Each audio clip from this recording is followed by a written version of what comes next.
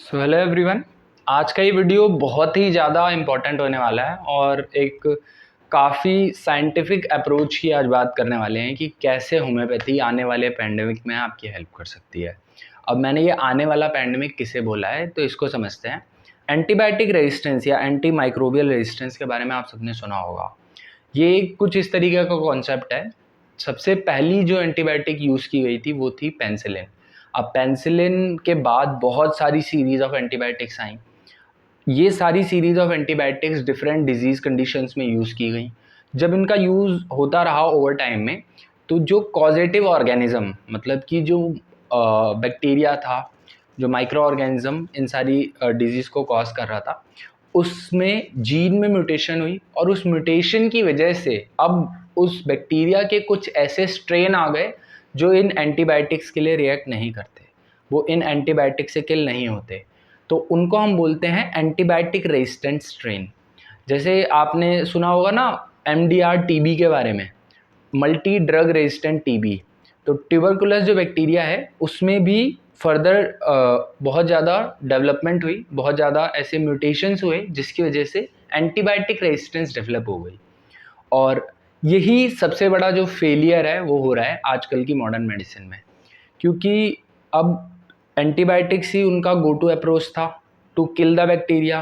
क्योंकि एलोपैथी या modern medicine इसी चीज़ पे तो बेस्ड होती है कि ये वाली बीमारी इस बैक्टीरिया से हुई, so will give a medicine जो इस बैक्टीरिया को किल कर दे। ठीक है, बट अगर वो बैक्टीरिया उस मेडिसिन से किल ही नहीं हो रहा, means they don't have the solution to these antibiotic resistant strains of bacteria. But ये वीडियो का पर्पस ये है कि I will give you the solution. Homeopathy जो होती है इसका अप्रोच ही बिल्कुल अलग है। हमने कभी भी इस तरीके से मेडिसिन दी ही नहीं किसी पेशेंट को कि ये बैक्टीरिया है इसके लिए ये वाली दवाई इसको किल कर देगी। No, homeopathy is basically immunomodulation. अब मैंने बहुत ही साइंटिफिक एक टर्म यूज़ की है, homeopathy is a immunomodulatory medicine. ये आपके इम्यून सिस्टम को मॉड्यूलेट करती है कुछ इस तरीके से कि जितने भी आपके इम्यून फंक्शंस डिप्रेस हो रहे हैं किसी भी कारण की वजह से, वो वापस से एक्टिवेट हो जाएं। एक बार इम्यून सिस्टम एक्टिवेट हो गया तो वो अपने आप डिजीज से फाइट कर लेगा and you will be free from that disease. ये बेसिक कॉन्सेप्ट है। इसमें जो मेन प्रिंसिपल है वो है सिम्टम सिमिलैरिटी का प्रिंसिपल। सिम्टम सिमिलैरिटी क्या होती है? तो सिम्टम सिमिलैरिटीज बेसिकली कि अगर किसी को खांसी हुई तो खांसी में भी बहुत सारे कैरेक्टरिस्टिक्स होते हैं। किसी को रात के समय ज़्यादा होती है, किसी को दिन के समय ज़्यादा होती है, किसी को ठंडे पानी से आराम मिलता है, किसी को गर्म पानी से आराम मिलता है, किसी को लेटने से ज़्यादा होती है, किसी को बैठने से ज़्यादा होती है।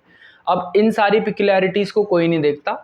दे are not important for allopathic point of view या for modern medicine point of view, but homeopathy के पॉइंट ऑफ व्यू से बहुत ज़्यादा इंपॉर्टेंट है, क्योंकि यही वो पिक्युलैरिटीज़ है, यही वो माइनर से डिफरेंसेस हैं जो हमें मेडिसिन तक लेके जाएंगे। और हम इस सिम्टम सिमिलैरिटी के बेसिस पे इस कंप्लीट सिम्टम की cough aggravated in the day time, मतलब कफ सुबह के समय में अगर ज़्यादा बढ़ रहा है, डे टाइम में ज़्यादा बढ़ रहा है, ये है हमारे लिए कंप्लीट सिम्टम। हमारे लिए कभी भी कंप्लीट सिम्टम सिर्फ कफ है ही नहीं। तो हम इस सिम्टम के बेसिस पे एक मेडिसिन प्रिस्क्राइब करेंगे और भी हम पूरी टोटलिटी को कंसिडर करेंगे। अब ये टोटलिटी क्या होती है? तो एक पर्सन का जो रिएक्शन होता है during the time of illness, वो उसकी टोटलिटी होती है। जैसे आपने देखा होगा कई लोगों को बुखार में कुछ स्पेसिफिक चीज़ें खाने का मन करता है तो हम वो भी पूछते हैं। कई लोगों को कुछ स्पेसिफिक चीज़ें बिल्कुल भी पसंद नहीं आती तो हम वो भी पूछते हैं। तो ये उसके state of body, state of mind को दिखा रहा है उस समय पे। तो इस अप्रोच के थ्रू हम किसी का ट्रीटमेंट करते हैं। अब यहाँ पे कोई भी ऐसा फैक्टर था ही नहीं कि एंटीबायोटिक रेजिस्टेंट डेवलप हो सकती हो, ना हमने किसी बैक्टीरिया को अटैक करने के लिए कोई ऐसी मेडिसिन दी। हमने मेडिसिन दी इम्यून सिस्टम को मॉड्यूलेट करने के लिए।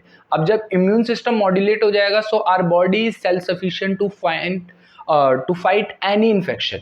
Any infection, I am saying any infection. अगर आपका इम्यून सिस्टम सही होता है, सो आपको क्या लगता है कि टाइफॉइड का बैक्टीरिया कितना कॉमनली हमारी बॉडी में एंटर करता होगा? बहुत, मतलब लगभग रोज। अगर आप दिल्ली जैसे शहर में रहते हो और आप जो पानी आता है उसको कंज्यूम करते हो तो बहुत हाई चांसेस हैं आपको एक्सपोजर के टाइफॉइड, कॉलरा जैसे बैक्टीरियाज के।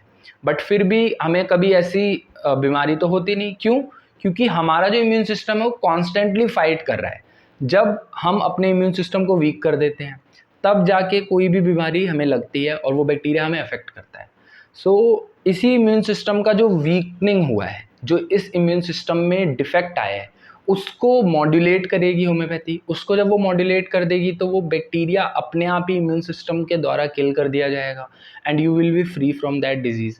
तो इसमें कोई भी एंटीबायोटिक रेजिस्टेंस का जो कॉन्सेप्ट है वो आएगा ही नहीं। अब जब एंटीबायोटिक रेजिस्टेंस का कॉन्सेप्ट ही नहीं आया तो ऐसी कोई प्रॉब्लम आने ही नहीं वाली।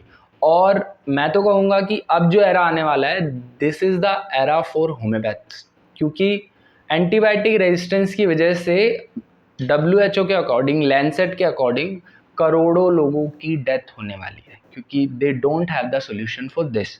अभी भी मैं एक स्टडी पढ़ रहा था थोड़ी देर पहले और तभी मेरे को आइडिया आया ये वीडियो बनाने का। अराउंड कितने मिलियन डायरेक्ट जो डेथ्स हैं ना 2019 के डाटा के अकॉर्डिंग 1.27 मिलियन ग्लोबली डेथ हो चुकी है, ठीक है। और एसोसिएटेड डेथ है, जो कि एंटीबायोटिक रेजिस्टेंस से एसोसिएटेड जो डेथ हो सकती हैं इन फ्यूचर, वो है अराउंड 4.95 मिलियन। तो ये डाटा मिलियंस में जा रहा है, आप देख रहे हो।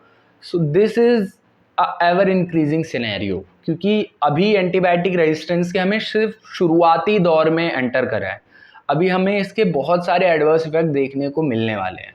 तो इसका जो सोल्यूशन है वो है होम्योपैथी के अंदर। आप एक ऐसी मेडिसिन को लो जो कि होलिस्टिक अप्रोच पे आपको दी जा रही हो, ठीक है।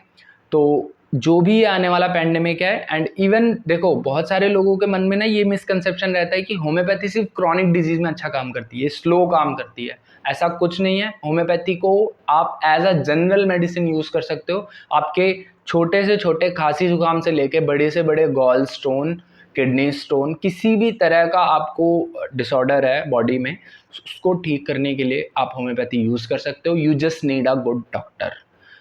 इसी नोट के साथ इस वीडियो का एंड करते हैं और होप सो इन फ्यूचर हम बहुत सारे लोगों की हेल्प कर पाएंगे जो कि एंटीबायोटिक रेजिस्टेंस होने की वजह से मॉडर्न मेडिसिन नहीं ले सकते, ठीक है। मिलते हैं नेक्स्ट वीडियो में, तब तक के लिए बाय बाय।